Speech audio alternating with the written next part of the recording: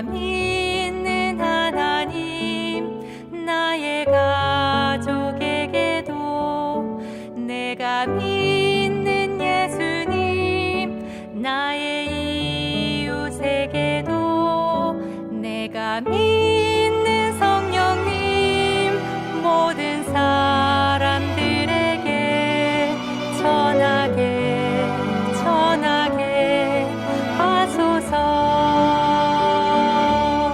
듣지도 못한 이를 어찌 부르리요.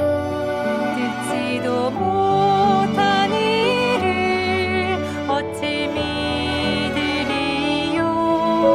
구원의 소식 전하게 나를 보내사 복음 전하는 발걸음 되게 하소서.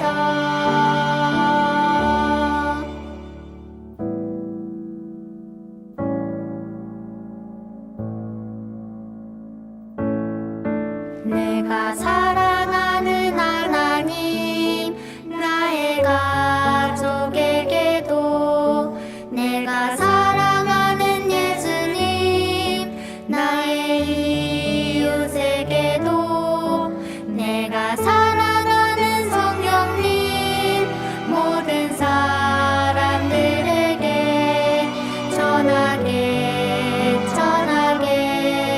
하소서. 듣지도 못한 이를 어찌 부르리요. 듣지도 못한 이를 어찌 믿으리요. 구원의 소식 전하게 나를 보내사 복음 전하는 발걸음 되게 하소서. 듣지도 못한 이를 어찌 부르리요. 듣지도 못한 이를 어찌 믿으리요. 구원의 소식 전하게 나를 보내사 복음 전하는 발걸음 되게 하소서. 복음 전하는 발걸음 되게 하소서.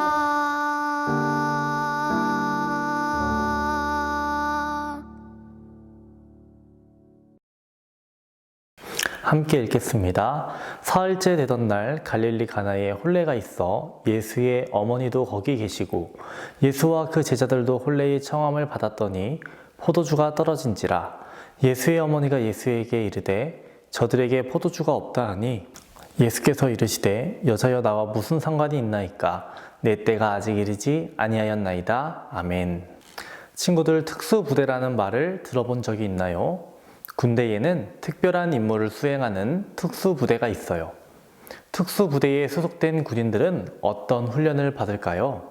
사격, 바다수영, 폭탄 제거, 고공낙하, 적진 침투, 인질 구출 등 위급한 상황에 잘 대처할 수 있게 여러 훈련을 받아요. 그런데 아주 이상한 훈련을 받았던 특수부대가 있어요. 이 부대의 군인들은 염소를 노려보는 것만으로도 심장을 멎게 하기, 적의 생각을 읽기, 벽을 통과하기, 구름을 흩뜨러서 날씨 바꾸기 등 이상한 훈련을 했어요. 바로 사람들이 흔히 이야기하는 초능력을 써서 적을 공격하는 훈련을 한 거예요. 영화나 소설에서 나올 법한 이야기죠. 그런데 이런 훈련을 한 비밀 특수부대가 진짜로 있었어요. 1970년대 미국의 한 특수부대는 부대원들에게 초능력을 훈련시켰어요. 당시에는 이 부대와 관련된 모든 정보가 군사 기밀이었기 때문에 아는 사람이 거의 없었어요. 하지만 많은 시간이 지나 오래된 군사 기밀이 해제된 후 존 론슨이라는 기자가 이 내용을 자세히 취재했어요. 그리고 많은 사람들의 증언과 자료를 바탕으로 염소를 노려보는 사람들이라는 책을 출간하여 이들의 이야기가 세상에 알려지게 되었어요. 과학 지식과 첨단 무기를 사용해서 전쟁을 하는 시대에 초능력을 훈련한다는 이야기가 참 황당하게 들리죠. 이 부대의 군인들은 눈빛으로 적을 공격하고 구름을 움직여서 날씨를 바꾸는데 성공했을까요? 당연히 이들의 황당한 노력은 모두 실패했어요. 결국 이 특수부대는 오래가지 못해 해체되었어요. 사람들은 초능력이나 기적 같은 일보다도 과학을 더 신뢰해요. 과학으로 설명할 수 없는 일이 어쩌다 일어나면 그건 단지 우연일 뿐이라고 생각해요. 그런데 친구들, 성경에는 과학으로 설명할 수 없는 놀라운 일들이 참 많이 나와요. 누구보다 그런 놀라운 기적을 많이 행하시는 분이 바로 예수님이세요. 적은 음식으로 수천 명을 먹이시고 병든 사람을 고치시고 물리를 걸으시고 죽은 자를 살리시기도 했어요. 그래서 많은 사람들은 이런 일들이 과학적이지 않다라는 이유로 예수님을 믿지 않아요.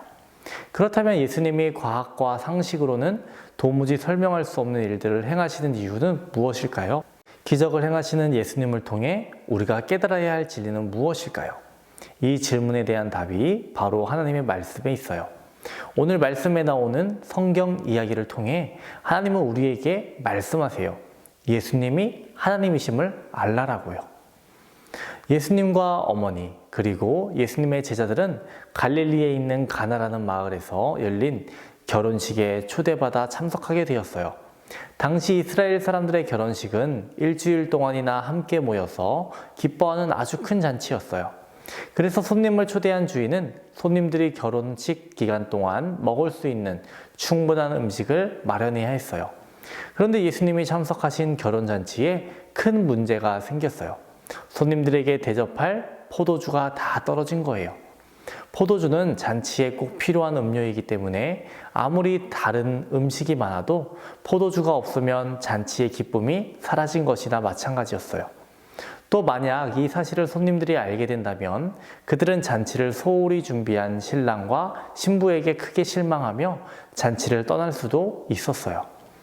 예수님의 어머니 마리아가 이 사실을 먼저 알게 되어 아들 예수님께 포도주가 떨어졌다는 것을 알렸어요. 이 문제를 해결해 주시길 바라는 마음으로 말했을 거예요. 그러자 예수님이 이렇게 대답하셨어요. 왜 저에게 그런 말씀을 하시나요? 아직은 제가 일할 때가 아닙니다. 예수님은 어머니 마리아의 요청에 적극적으로 반응하지 않으셨어요. 그럼에도 불구하고 마리아는 예수님이 이 문제를 해결해 주실 것이라는 믿음이 있었어요. 그래서 하인들에게 이렇게 말했어요. 그분이 너희에게 무슨 말씀을 하시든지 그대로 하여라. 예수님은 정말로 하인들에게 특별한 일을 지시하셨어요. 결혼식장에 있는 크고 무거운 도랑아리 6개에 물을 가득 채우라 라고 말씀하신 거예요. 하인들은 예수님의 말씀대로 물을 가득 채웠어요. 그러자 예수님은 그것을 떠다가 잔치를 주관하는 사람에게 가져다 주라고 말씀하셨어요. 하인들은 이번에도 예수님의 말씀에 순종했어요. 친구들, 하인들이 잔치를 주관하는 사람에게 떠서 가져다 준 것은 무엇이었죠? 그냥 물이에요. 예수님이 말씀하셔서 하인들이 항아리에 채워놓은 물을 가져다 주었을 뿐이에요. 그런데 잔치를 주관하는 사람은 그 물을 맛보고 깜짝 놀랐어요. 매우 맛있고 고급스러운 포도주가 그 안에 있었기 때문이에요. 바로 예수님이 물을 포도주로 변하게 하신 거였어요. 잔치를 주관하는 사람은 신랑을 불러서 크게 칭찬했어요. 많은 사람들이 처음에는 좋은 포도주를 내놓고 손님들이 취한 다음에는 값싼 포도주를 내놓는데 당신은 제일 좋은 포도주를 지금 내놓으셨군요. 성경은 가나의 결혼식에서 행하신 예수님의 기적을 표적이라고 해요. 표적이란 놀라운 일을 통해 예수님이 하나님이심을 알려주는 것을 말해요. 가나의 결혼식에서 나타난 첫 번째 표적을 본 제자들은 예수님이 하나님이심을 믿게 되었어요. 세상에는 기적과도 같은 일들이 가끔 일어나긴 해요. 사람들은 그런 일들을 보면서 세상에 이런 일이 라고 감탄해요. 하지만 예수님이 행하신 기적은 더욱 특별해요. 예수님의 기적은 하나님만이 하실 수 있는 놀라운 기적이기 때문이에요. 사람들은 예수님의 기적을 보며 예수님이 바로 하나님이시구나 라고 생각해요. 예수님의 기적은 바로 자신이 곧 하나님이심을 가리키는 표적이기 때문이에요. 성경은 예수님이 가나의 혼인잔치에서 행하신 놀라운 일을 우리에게 보여주면서 마지막까지 이렇게 설명해요. 예수께서 이 첫 표적을 갈릴리 가나에서 행하여 그의 영광을 나타내심에 제자들이 그를 믿으니라. 예수님의 제자들은 물을 포도주로 변화시키시는 예수님의 표적을 보고 예수님이 하나님이심을 믿게 되었어요. 예수님이 기적을 통해 나타내신 하나님의 영광을 보았기 때문이에요. 목사님은 예수님께서 가나의 결혼식에서 보여주신 이 기적을 통해서 우리에게 말씀하시는 바가 무엇일까 생각해 봤어요. 하나님은 우리에게 많은 것을 말해주고 싶으실 거예요. 목사님은 그 중에서 변화에 주목해 봤어요. 어떤 거에 주목한다라고요? 변화예요. 두 가지의 변화를 이야기할 거예요. 첫 번째 변화는요, 물이 포도주로 변했다라는 거예요. 물을 포도주로 바꿀 수 있나요? 아니요, 방법은 없어요. 누구만 할 수 있을까요? 예수님만 하실 수 있는 거예요. 물이 포도주로 변했다라는 것은 마치 돌을 떡으로 바꿨다라는 것과 같은 맥락이에요. 예수님은 본질을 바꾸시는 유일한 분이세요. 우리는 죄인이라는 상태에 있었어요. 그런데 우리를 자녀로 변화시키신 분이 누구예요? 예수님 뿐이라는 거예요.